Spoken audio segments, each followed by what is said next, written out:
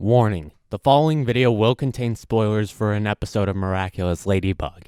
If you want my recommendation, watch the episode I am watching before continuing on with this video. But if you don't care about spoilers, then just sit back and enjoy. Previously on the Miraculous Marathon. You know what? Just why don't you contact me? Contact me and tell me what makes you so dense, so egocentric, and so airheaded to make you do what you did to me! Wish granted. And the epic story continues. Riddler? That's right, Huntsman. What did I tell you? Who hunts the huntsman? The answer is... I do. You weren't kidding, were you? Oh, no, I was not. And now that I found you, I will...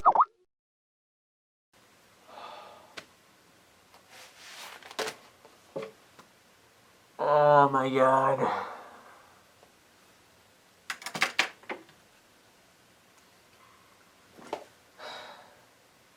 Thank God that's over.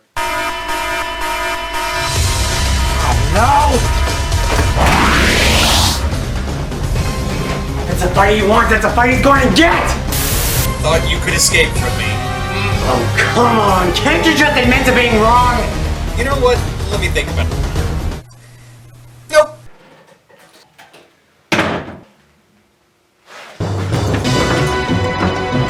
Tisk, tisk, tisk. You'll never be able to open that door. Dang it!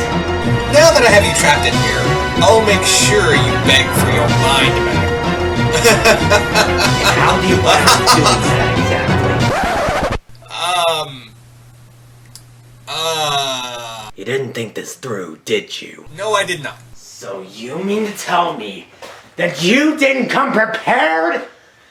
What happened to this game that we were playing? I didn't think I would make it this far.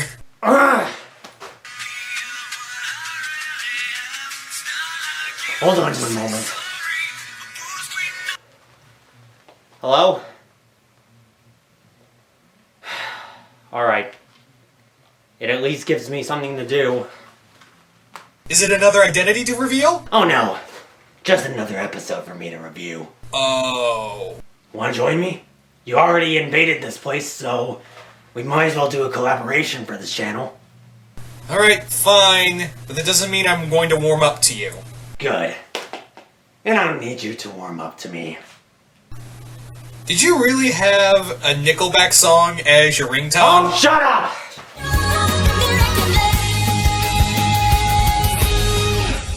With special guest Deadpoolzilla!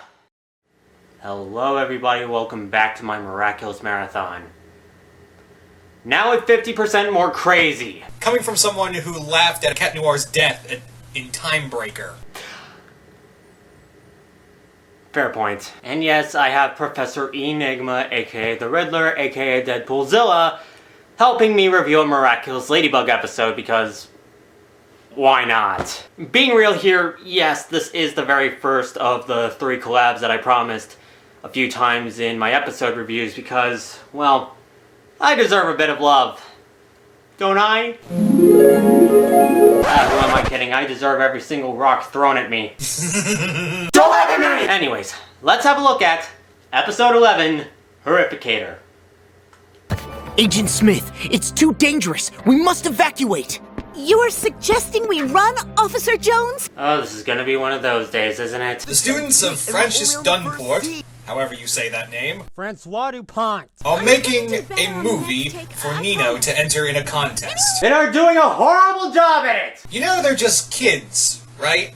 Yeah, but they have classes for this sort of thing at my high school. And while I'm glad they're using toy guns instead of bananas or a fertilizer, that doesn't mean much when the cameraman knows nothing about proper framing. Even Birdemic had better framing than this. And as a side note, if you're going to film 2 people behind a hiding spot, just film behind the hiding spot! Also, I love how the voice actors intentionally do a bad job to make these guys make me look competent by comparison. I won't run! I no longer fear it! I'm going to face it! Then I'll...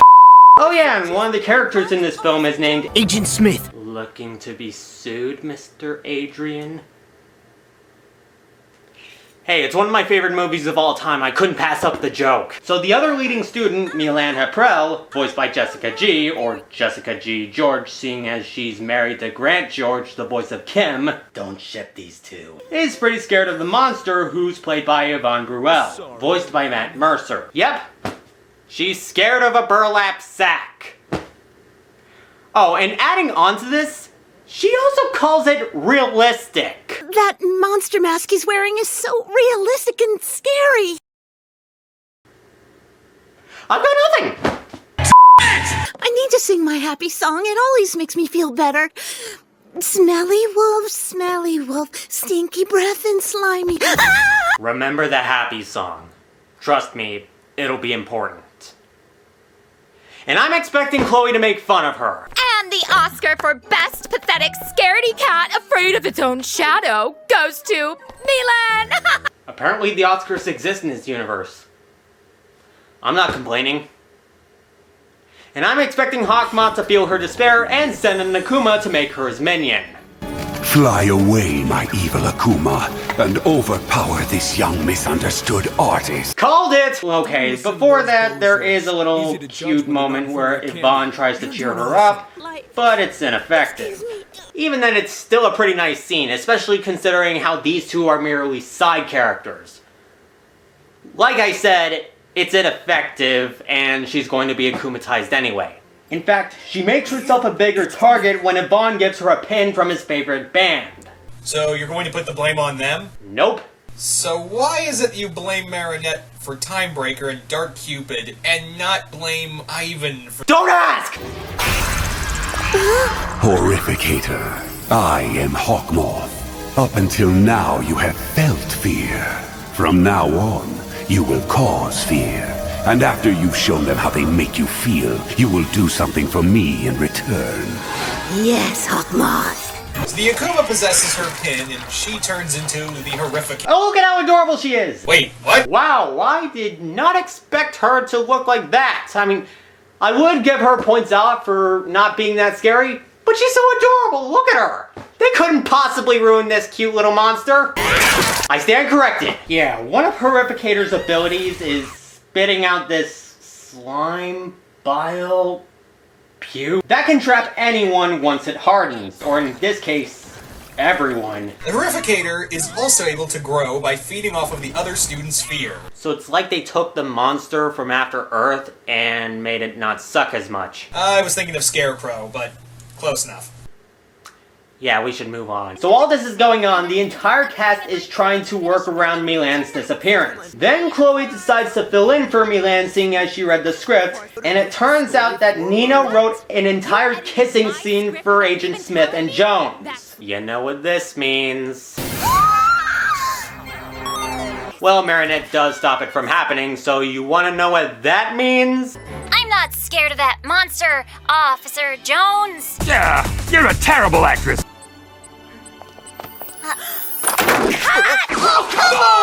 And I don't think I need to go into detail with these two scenes, but I will bring up how Adrian is more willing to kiss Marinette than Chloe. It is sad that he would have kissed her, and yet later on he says, Marinette's just a friend. but that's for season 2. Soon enough they hear screaming and decide to check it out. A fruity snack for the road? Got any jokes, Riddler? Nope. Neither do I! So they find Kim's sweatband surrounded by bile from the monster. They vanished! Or they're playing a sick joke on us. Okay, first off, melodramatic tomato. Secondly, if this is a joke, then explode the colored yogurt all over the school ground! So Marinette and Adrian decide to hide, but not before saying something in front of everyone, Looks like it's time to bring in the alter ego. and a cheap excuse Nino buys. I left Officer Jones's jacket back there. Should probably wear it in all the scenes. Wait a minute, do they even have a jacket for Officer Jones? Maybe they did. You never know. Just to cover their trails, they decide to leave something behind, Marinette with her phone, And Adrian with one of his shoes that reappears during the transformation because recycled animation. Then you say I stink of camembert? Insert evidence that the Riddler is wrong here. Real funny, Huntsman. And the group finds that Mr. Damocles is nowhere to be seen. They're trapped, there's no reception. Marinette is gone, but not really gone because she is stubborn. And speak of the devil! Ladybug in my movie? This is legit! And on my lady blog. Your lines are at stake here! Well, if they die, they'll never be able to tell anyone what happened. Dang it. So Ladybug tries to evacuate everyone before Cat Noir steps in to tell them that they can't leave. I try to cut through the goo, but it's no good. Totally indestructible. You know you're poking at the slime and not cutting it, right? Hey, pointing out holes is my job. Well, sorry, I was just trying to have some importance here. Well, alright, fine. Let's move on. So while the group tries to find the rest of the students... We're way better off on our own than sticking with the others. Why would we stay with the group when we could just hide out on our own? Rule 1 of horror movies. Always stay with the group. The more people you have, the much better chance you have at somebody saving you. Wow, she really is an idiot. Now do you see why you shouldn't trust her? So when they enter the classroom... Anyone recognize this shoe? Soft kitty, warm kitty, little ball of lies. Bad kitty, guilty kitty. I'm fine! I'm fine! Just for the joke! I can't... I don't... You should be used to my insanity at this point. I can't deal with this. Suddenly a Horrificator grabs the tomato boy and they all run except for Chulika, who... Awesome. So awesome. Yeah. Oh, by the way, this never gets brought up again, so what's the point? So the heroes try to fight off the monster and get their heads handed to them as expected. And the Horrificator is about to grab the students, but... I think the Tomato Boy's innocence is rubbing off on her. You know they aren't possessed, right? You said it yourself. Well, Dang it, why must you be right all the time? They are in no way such. Almost all the time! And what happened to Chloe and Sabrina? Of course! So the group arrives to where Chloe and Sabrina were and find that the monster left some slime tracks for them to follow, leading them to her hideout. I'm so amped! Turn your amp down to about 4, will ya? My bad. Wow, even the duo is aware that he's enjoying this too much. Soon enough, they find a nest full of eggs? So now do you see why I thought this was a parody of Alien? Well, to be fair, the Xenomorph is more of a work of art than Horrificator, and she doesn't have that snake tongue mouth thing. And how do you know about Alien? So, yeah, the Horrificator is keeping the students in these little eggs for reasons unknown. Is it to feed off of their fear or to harvest them? Or is it to turn them into face huggers that latch onto students and put eggs into them to create more Horrificators that are birthed via chest bursting? Oh yeah, and Chloe's painting her nails. Don't worry, we'll get you out of there. Well, hurry it up already. Don't worry about me, I'll be sitting here painting my nails. Got slime all over my hands. That's what she said. You're sick. I'm not sorry. Oh yeah, and then there's this moment. Adrian? Yeah, I'm fine. What about Marinette? Yeah, we've got everyone. Alright, I admit it. I was too harsh on the Riddler. What? I should not have directed my hatred towards you, and I am sorry. Why are you telling me this now? No time to explain, we gotta finish this! So, Ladybug uses her lucky charm, and what does she summon this time? Guitar strings? Are you kidding me? So what, is she going to tie up the Horrificator, or... Milan's song! Wait, what? Okay, we're all going to sing. You can't be serious. Oh, they're serious. And I'm not even going to question why they need drums, because that would be a waste of time. And a waste of sound. Well, seeing as this isn't enough, I might as well not care about diabetes, so down the hatch! Smelly wolf, trapped in the stinky hut.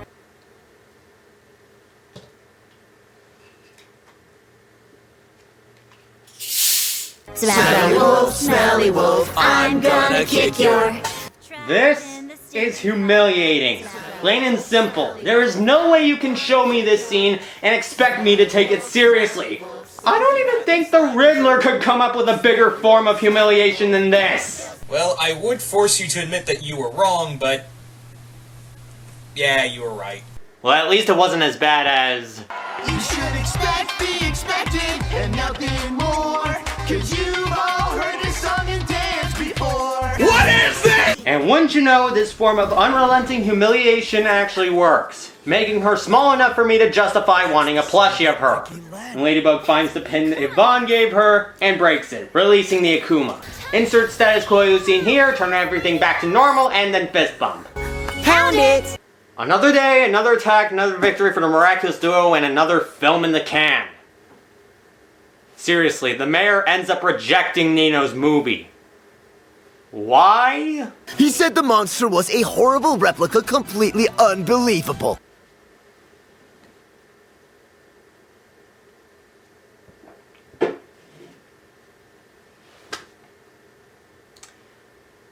Mayor, you had to deal with a cop in a robotic suit who tried to arrest you for abusing your power.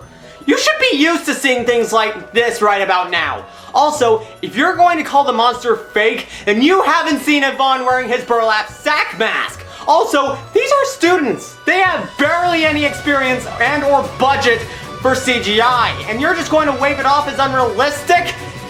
And the situation that these students were in, including your daughter, were very real, and you're just going to wave it off as unbelievable? In fact, why stop there? Why not criticize the acting, the set design, the props? Because they aren't on the same level as Spielberg. But no, you just had to draw the line there. I refuse to believe that you find this monster unrealistic. You, sir, have a terrible taste in movies, and that's my bottom line! Well, at least Melin and Ivan have each other.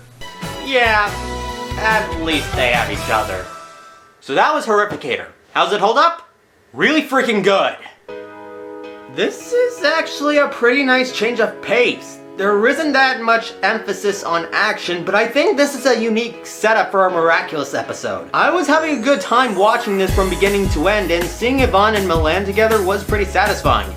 Yeah, it has its moments of stupidity, and of course this scene exists, but it was still fun regardless.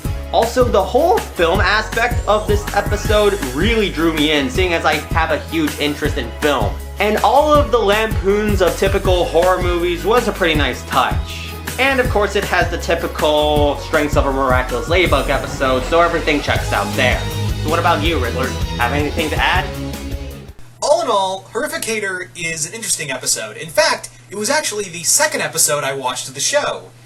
It's admittedly, Horrificator is a mixed bag, in that it tries to be a horror episode, but at the same time kind of fails at it, and how they beat the monster is, shall we say, stupid.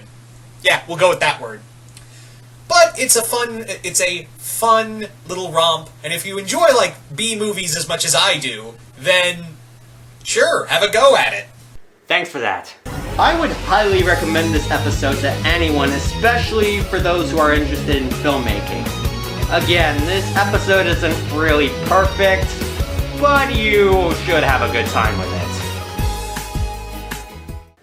Okay then, now that the review's done, I think it's about time for you to leave. That's what you think, Huntsman. Actually, you know what? Let me correct that. It is time for you to leave. There's no reason to stick around. We've already spent a long enough time with each other. I'm starting to get sick of hearing from you. Fine, I'll leave. But don't think it's over. I will be back. Yeah, this is over. Goodbye.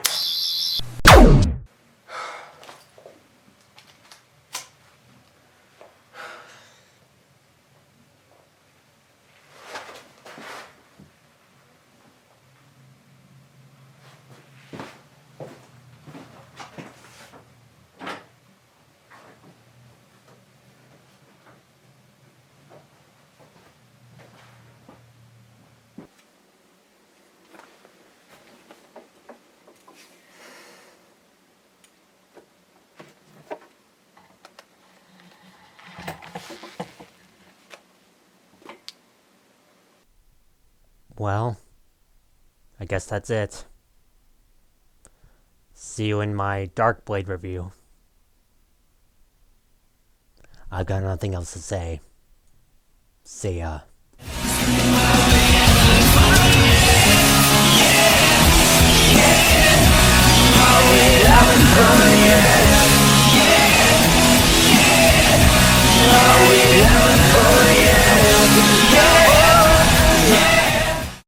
This movie's gonna be so swank! Who says swank anymore?